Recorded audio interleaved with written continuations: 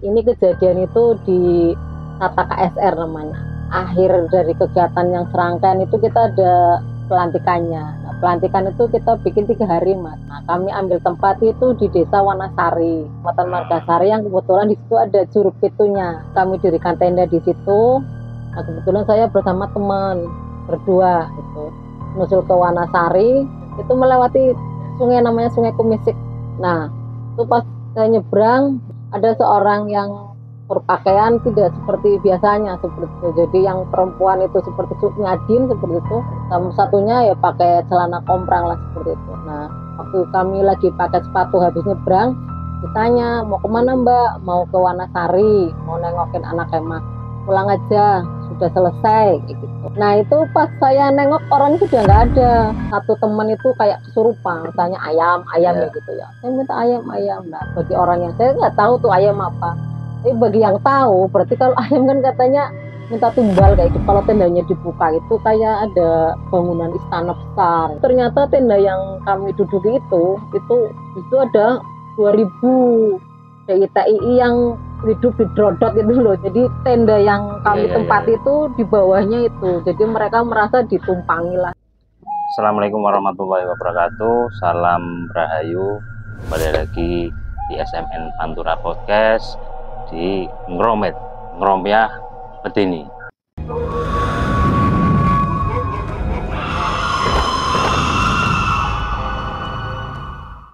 Kali ini kita sudah kedatangan bintang tamu dari Slawi, ya.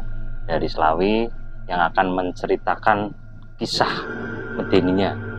Kebetulan beliau adalah petugas di PMI Kabupaten Tegal, dan banyak cerita menarik terkait dengan selama kegiatannya di PMI. Mari kita berbincang-bincang dengan Ibu atau Mbak Latifah, Ibu saja. Ibu Latifah ya.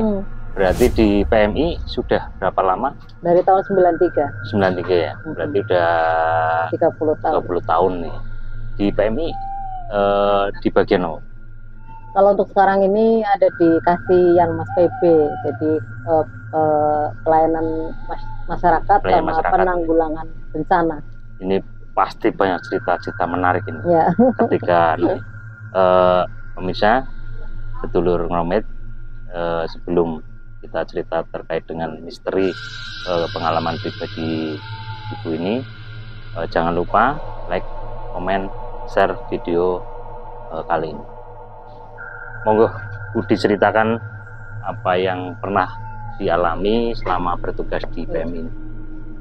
Jadi ini sebetulnya pengalaman yang sudah lama sekali ya Mas, tapi memang namanya agak berkesan, termasuk berkesan kan. Waktu itu kejadiannya kita masih muda semua. Jadi di tahun 97 itu kan saya masuk KMI di tahun 93, jadi sekitar 4 tahun setelah saya masuk di KMI sebagai staff. Kalau untuk bergabungnya kan kami dari 91, karena dulu kan ekstrakurikuler masuknya di KMR ya. Jadi sudah nggak asing. Setelah itu ternyata diminta bantuan untuk bisa bareng-bareng lah membenahi PMI waktu itu, karena kami dulu kan ada di Slawi, mungkin ada yang seusia saya masih ingat banget, kita ada markas di belakang Koramil Slawi seperti itu. Nah, dulu itu untuk penjenjangan, seperti di Pramukan juga ada ya Mas, ada penjenjangan. Di kami juga ada. Dari dulu tuh namanya PMR Wira A, Wira B, dan Wira C. Jadi masuk itu nanti kami istilahnya ada uji-uji kecakapan seperti itu. Nah, ini kejadian itu di Tata KSR namanya, calon anggota KSR. Jadi sebelum menjadi KSR itu kita ada pelatihan seperti itu. Nah, di akhir dari kegiatan yang serangkaian itu kita ada pelantikannya. Nah, pelantikan itu kita bikin 3 hari Mas biasanya.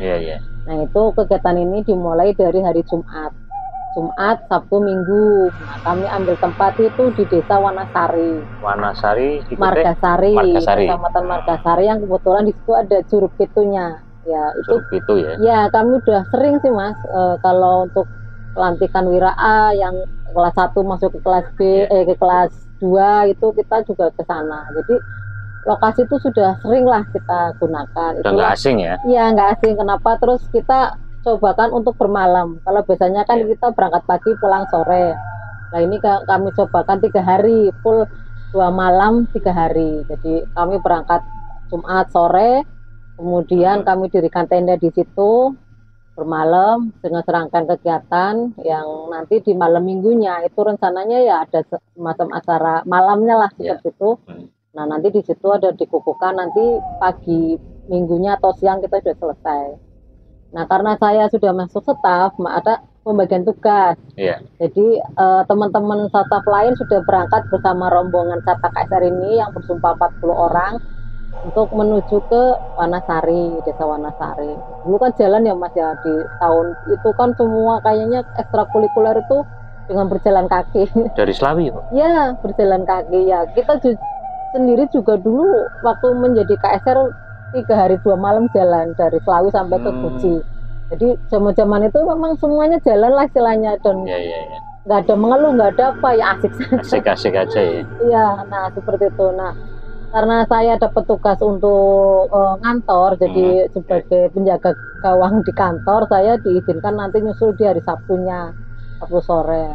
Nah kebetulan saya bersama teman berdua itu, sama teman ya nyusul ke Wanasari, kan sampai di pasar saja itu angkotan kan Mas, tetap jalan juga. Kalau yang daerah Wanasari pasti akan paham, turun di pasar Margasari nanti kesananya jalan ya seperti itu. Nah itu melewati sungai namanya Sungai Kumisik, Kali Kumisik. Oh, Kali Kumisik. Nah itu harus nyebrang, memang sungainya dangkal Mas, itu paling setinggi 20 meter lah, 20 cm maksudnya ya, 20 cm. Tapi kalau banjir itu bisa besar ya? Karena rata jadi kayak air bah lah seperti itu. Nah itu pas saya nyebrang itu pertama itu keanehan yang tidak kami sadari, tapi setelah sudah kilas balik baru kami sadari. Di situ itu kami bertemu dengan, kalau mungkin dulu kita usia kita kan ada berapa itu Brahma Kumbara, tahu Mas? Oh iya itu pakai kolosal itu kan yang kita tahu itu waktu itu di situ. Jadi ada seorang yang berpakaian tidak seperti biasanya seperti itu. Jadi yang perempuan itu seperti Nyadin seperti itu. Jadi pakai apa ya, sanggul. Yang tidak kebanyakan orang di situ lah. Sama satunya ya pakai celana komprang lah seperti itu. Nah waktu kami lagi pakai sepatu habis nyebrang, ditanya mau kemana Mbak, mau ke Wanasari, mau nengokin anak Emah. Pulang aja, sudah selesai. Gitu.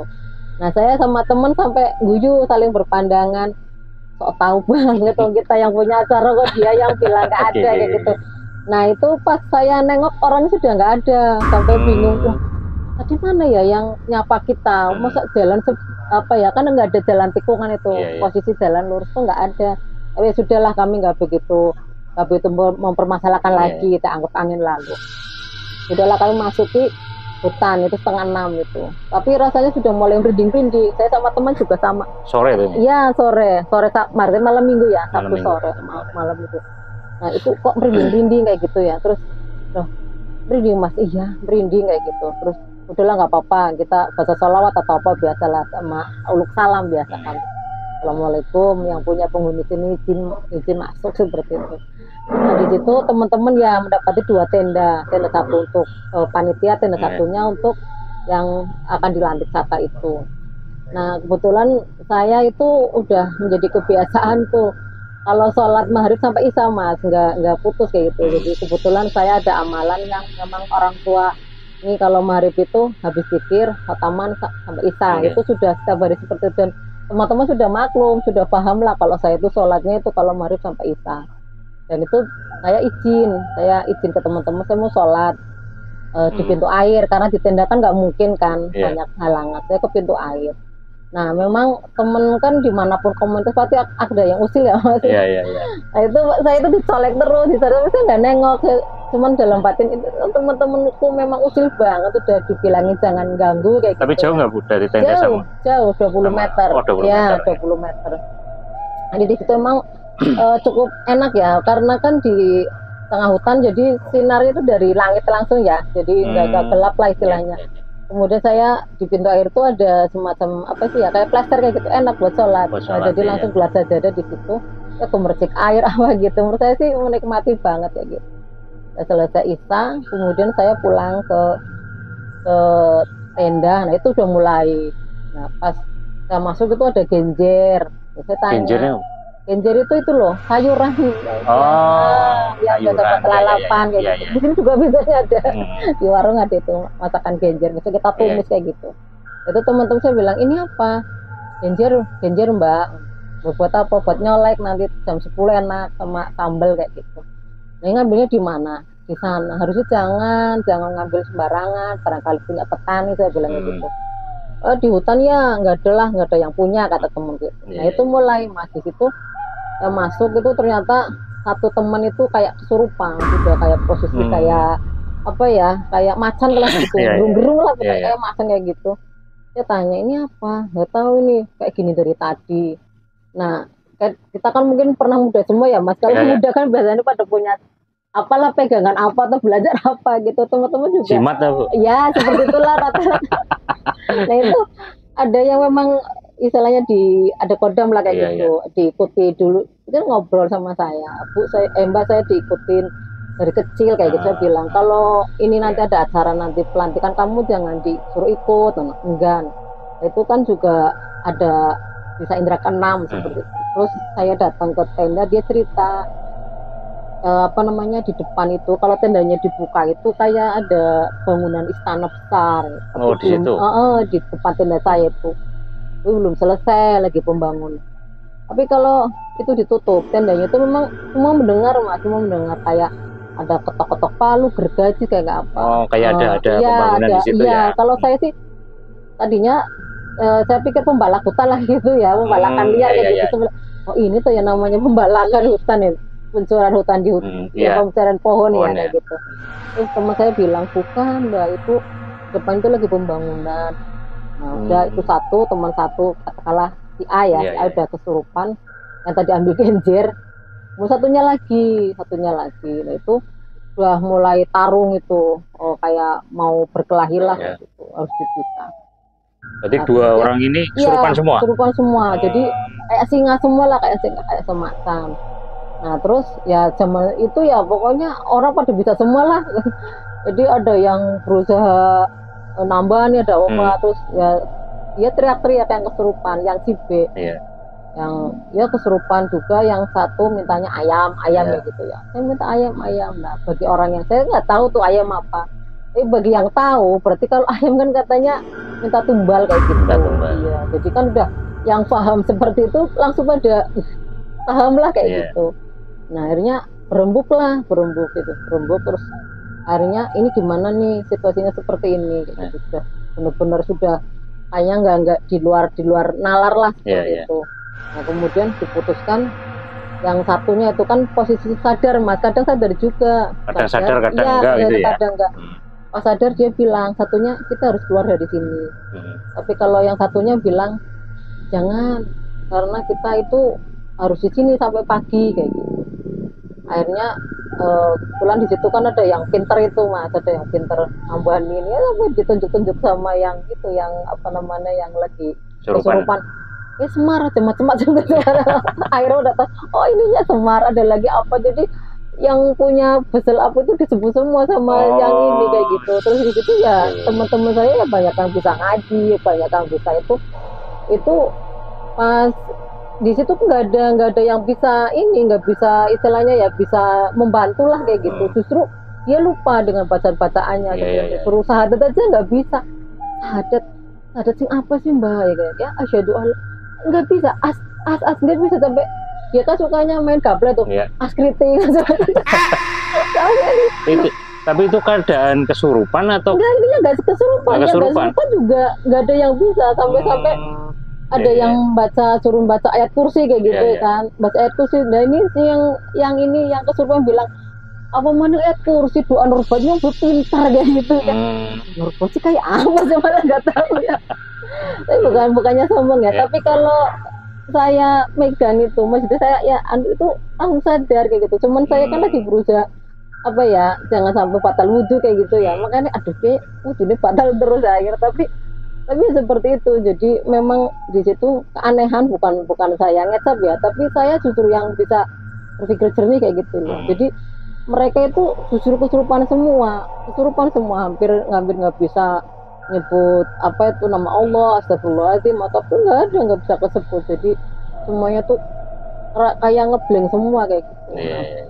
Sampai akhirnya ada, dan anehnya itu mereka juga melihat. Jadi bisikin saya, Mbak, ada, saya dengarnya kancil kayak gitu, ada kancil yang hutannya kancil kan, katil ternyata sudah disiapkan katil 40 di situ.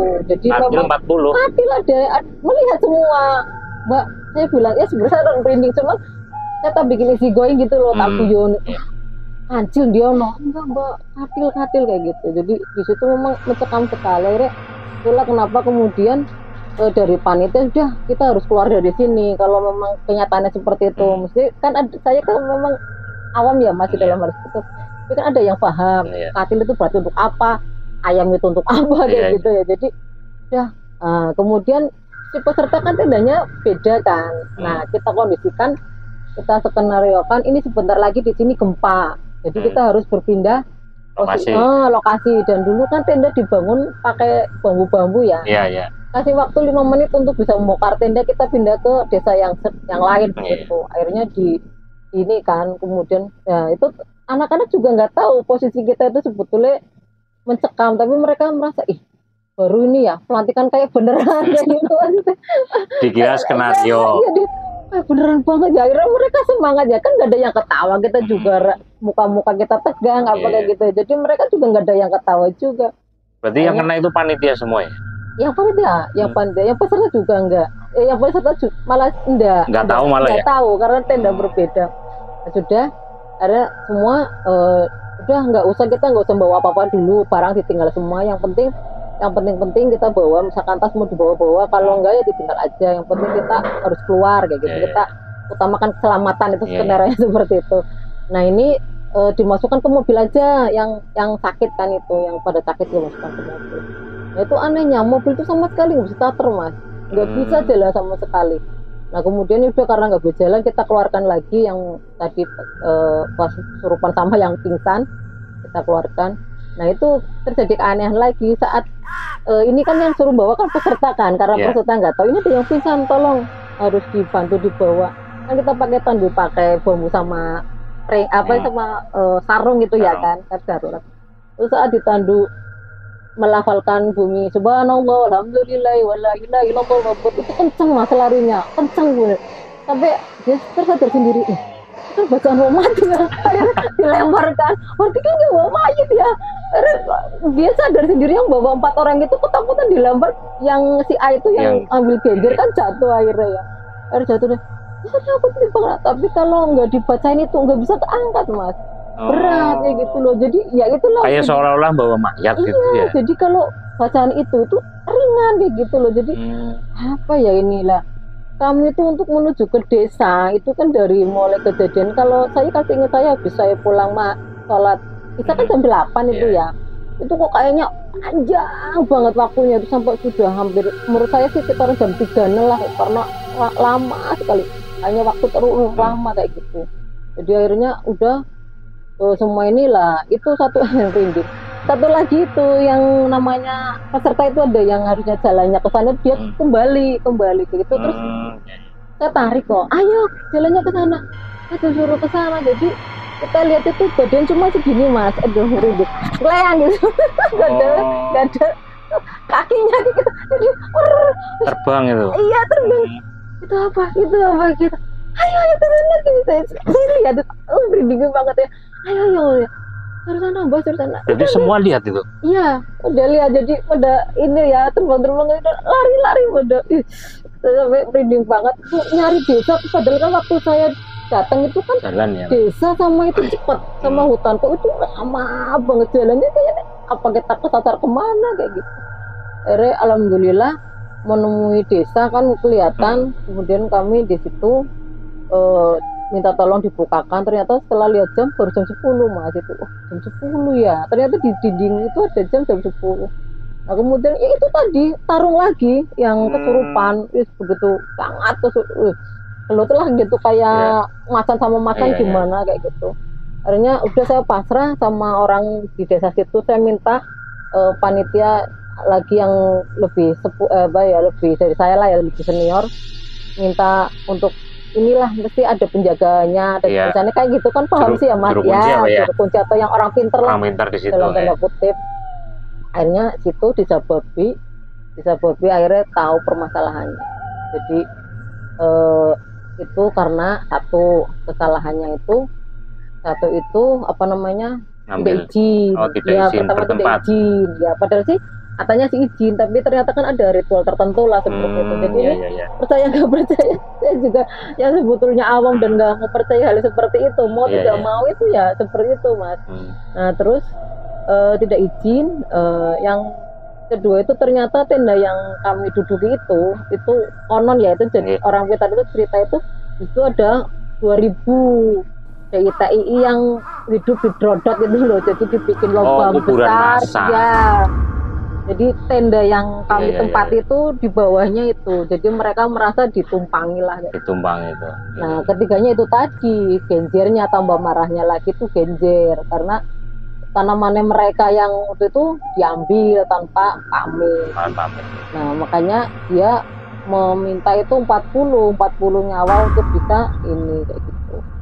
Nah kemudian ya itu bukannya saya merasa ini lagi ya, tapi itu bilang ini untungnya itu ada satu yang sholat di pintu air. Nah itu semua itu pada makmum semua, itu udah balat ya kan lutak-lutik itu selama saya sholat itu dilutik terus, mungkin itu karena makmum ikut makmum. Iya katanya itu ya, orang yang kafir juga, saya juga nggak paham Nah ini untungnya satu, ini ada yang sholat yang maksudnya termaafkan lah, yang seharusnya ada sedikit maaf untuk ini karena ada yang tadi ada yang sholat gitu yang kita semua akhirnya jadi makmum. Siap. Seperti itu akhirnya ya itu. Kemudian bagaimana Pak? Ya, itu tanya orang pintarnya ya. Monggo jenengan kan orang sekarang, biasanya kalau orang sekarang itu nggak paham ya, mestinya nggak percaya. Jadi ini harus ditebus. Waktu itu berarti harus beli ayam, beli macam-macam Mas. Banyak sekali tuh rentetannya.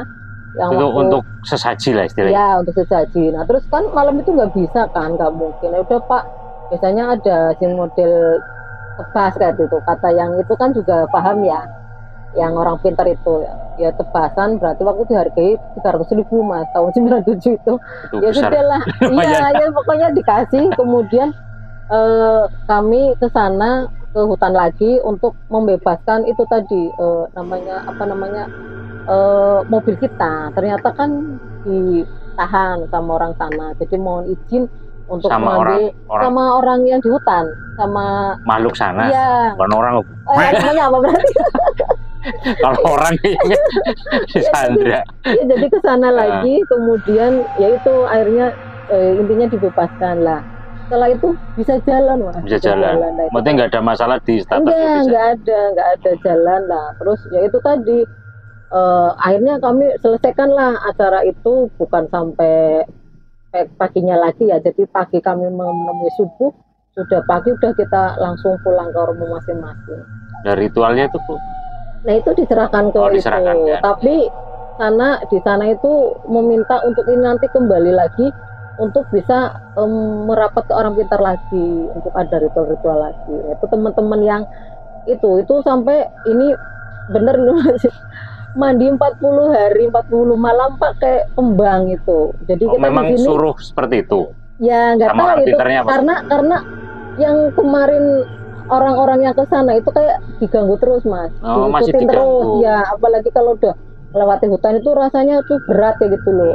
Mereka merasa badan-badan mereka itu masih berat ya gitu. Jadi itu mereka akhirnya mencari orang pintar lagi, yang akhirnya yaitu tadi ada ritual yang waktu itu di PM itu, kalau apalagi kalau Jumat Kliwon itu ada pisang emas, ada itu imbas dari situ ya. Iya itu, terus di kolamnya itu kembang, itu saya bilang jenengan ora Agus Mbak, kalau saya enggak sih, enggak itu enggak kena maksudnya.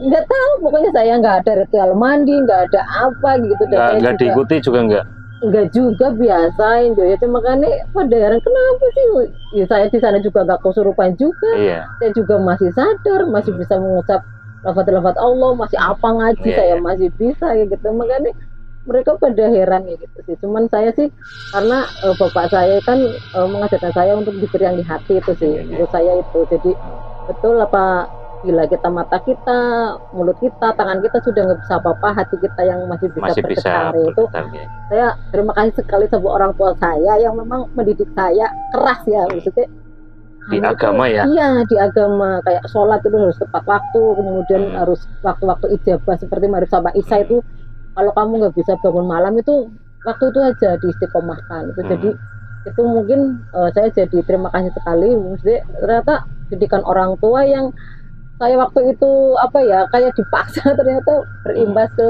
ada Iya. keselamatan, ada penolong lah untuk Bu, itu saya. teman-teman yang kesurupan itu sekarang masih ada? Masih. Masih. Kalau cerita itu rame mas, kalau cerita itu rame. Justru malah setelah saya ceritakan, kebetulan saya kan punya teman sekantor lagi itu orang Wanasari, pada heran, masa bu di sana saya?